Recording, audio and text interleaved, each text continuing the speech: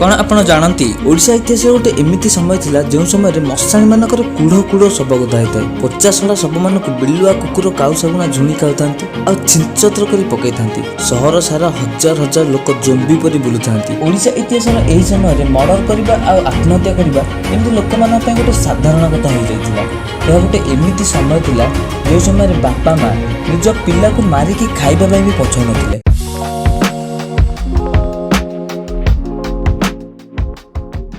तो जय जगन्नाथ संग मैंने आज गोटे छोटिया कहानी शुणा जार ना होची ओडिशा इतिहास।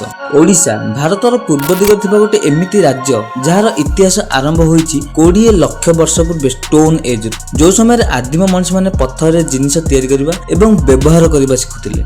महाभारत रु जना पड़े जे आज आमे जाहाकू ओडिशा कहूचे प्राचीन काल रे सही अंचल को कलिंग बोली कहा जाउतला। आ ए कलिंग रो स्थापना करथिले राजकुमार कलिंग जे बलि नामक जने राजांकर पुत्र थिले जाहाकू भयकाना मध्ये कहा जाउतला।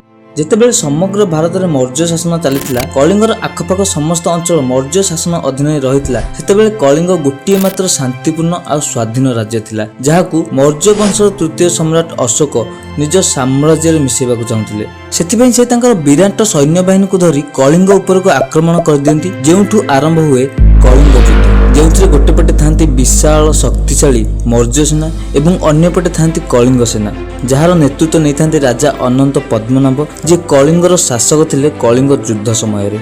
अशोक शिलालिपि अनुसार एही युद्ध रे 1.5 लाख लोकଙ୍କୁ बंदी करने सहित 1 लाख लोकଙ୍କୁ मारी दिया जायतिला। युद्ध समय नरसंहार नर विनाश एवं युद्ध पर लोकमानकर दुख सम्राट अशोकଙ୍କ ऊपर एते गभीर प्रभाव पकाइथिला जे जेउथरे से प्रभावित होई शांति एवं धर्मर प्रसार प्रचार लागि पड़िथिले एवं निज जीवनरु युद्ध हिंसा को दूरे दैथिले। ख्रीष्टपूर्व 232 सम्राट अशोकଙ୍କ मृत्यु सहित मौर्य साम्राज्यर मध्य अंत घटुछि। तापर जेतेबेले भारत खंड विखंडित होई जाउछि सेतेबेले ओडिशा को शासन करबाकू आसंती खारवेल जे महामेघवण वंशर तृतीय राजा थिले।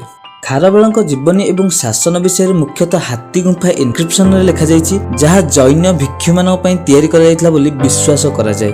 कलिंग बा आजिर ओडिशा रे महामेघवण वंशर शासन पर छोट बड़ करी ओडिशा को 3टी साम्राज्य एवं 8टी राजवंश द्वारा शासन करा जायछि जेउ मानक मध्यरु गजपति राजवंशर राजा मुकुंद देव ओडिशार शेष स्वाधीन राजा थिले जे मोगल साम्राज्यर विस्तार समय रे निजर प्राण हराइथिले। बंगाली सुल्तान एवं मुकुंद देवଙ୍କ भितर एक युद्ध होइतिला जार नाम थिला गहिर टिकिर युद्ध। एही युद्ध रे मुकुंद देवଙ୍କୁ मारि दिया जायतिला आ मुकुंद देवଙ୍କ मृत्यु पर ओडिशा रे आरंभ होइतिला मोगल शासन। ओडिशा रे दीर्घ 27 वर्ष मोगल शासन चलिबा भितर सेपटे मोगल साम्राज्यर सेंट्रल अथॉरिटी दुर्बलता देखा जायतिला। शेष रे औरंगजेबଙ୍କ मृत्यु पर मोगल साम्राज्य संपूर्ण रूपे दुर्बल होई पड़ितला जहार सुजोग नै मराठा माने ओडिशा ऊपर आक्रमण कर दियंती आ ओडिशा को निज शासन अधीन को नै जांती। मराठा शासन समय रे ओडिशार पर्यटन स्थल मानकरे इंप्रूवमेंट देखा जायतिला।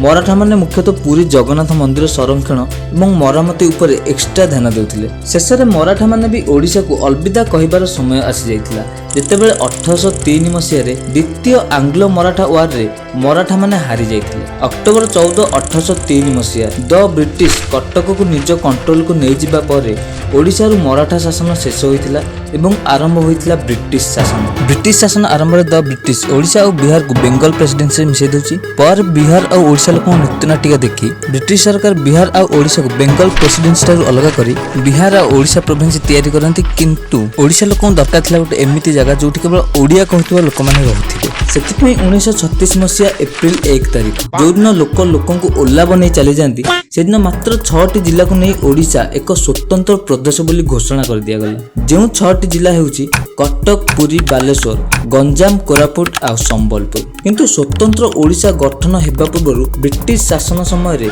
ओडिशा इतिहास रे एक भयंकर अध्याय रहिछि जहार नाम हेउची 9 अंक दुर्भिक्ष। राजा द्वितीय दिव्यसिंह देवଙ୍କ शासनर 9ମ वर्षरे एही दुर्भिक्ष घटिथिबारु एही दुर्भिक्षर नाम हेउची 9 अंक दुर्भिक्ष।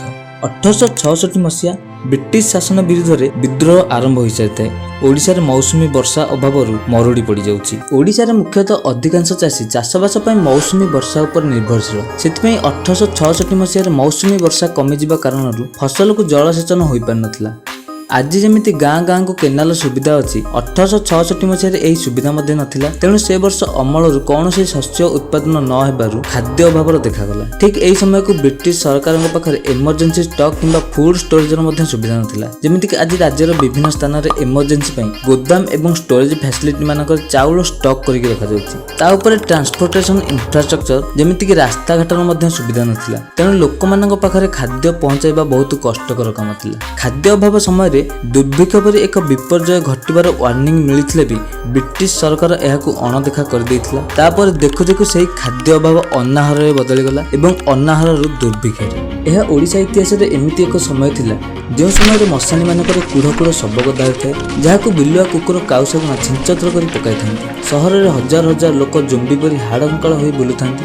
ମର୍ଡର କରିବା ଓ ଆତ୍ମହତ୍ୟା କରିବା ଯେମିତି ଲୋକମାନଙ୍କ ପାଇଁ ଏକ ନୀତିଦିନିଆ ସାଧାରଣ କଥା ହୋଇଯାଇଥାଏ।